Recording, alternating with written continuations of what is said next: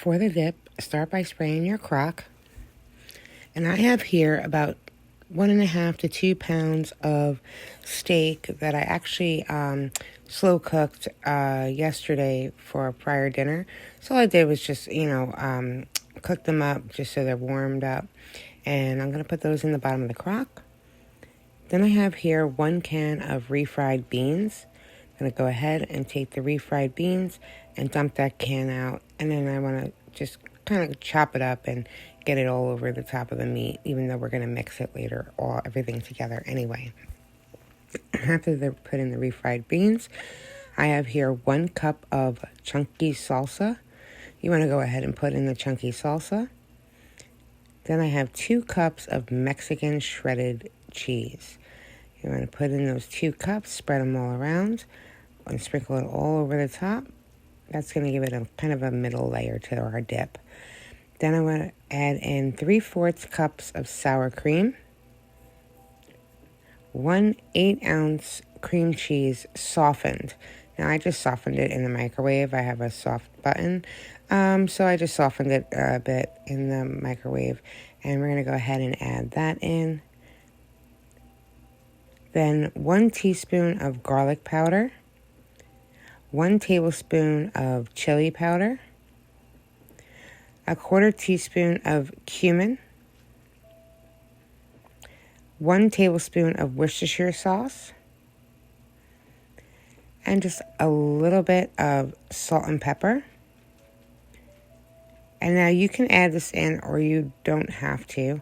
But I just like a little kick, so does my husband.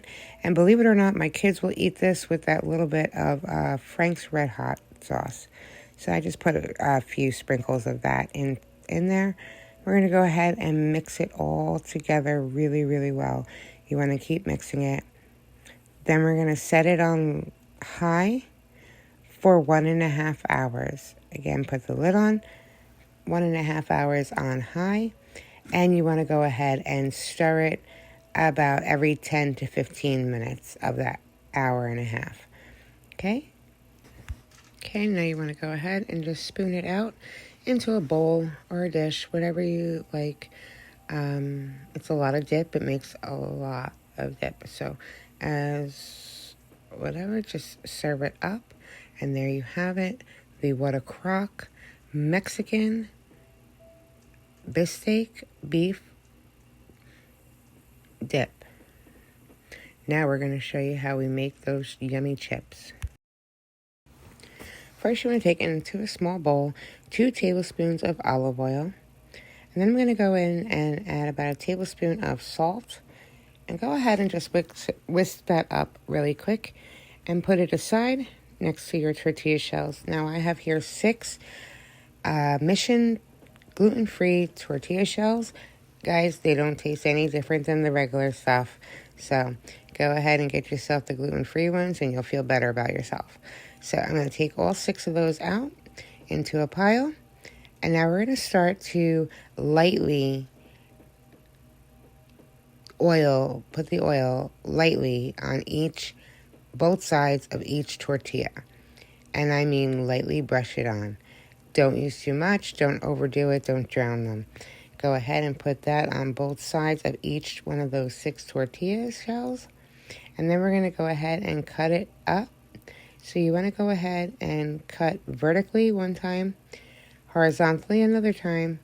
And then once you do that, you can cut them however you want.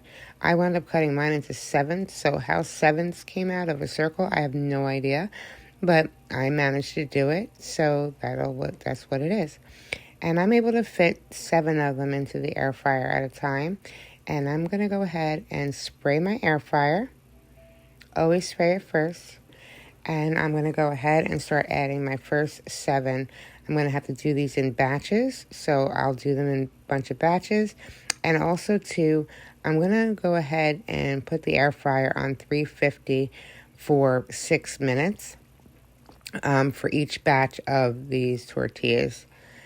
So just keep in mind that as you do that, after there's only 2 minutes left, you want to go ahead and check them. So open up that basket and just check them and make sure that they're not like sticking together or burning or anything like that, they'll be fine. Trust me.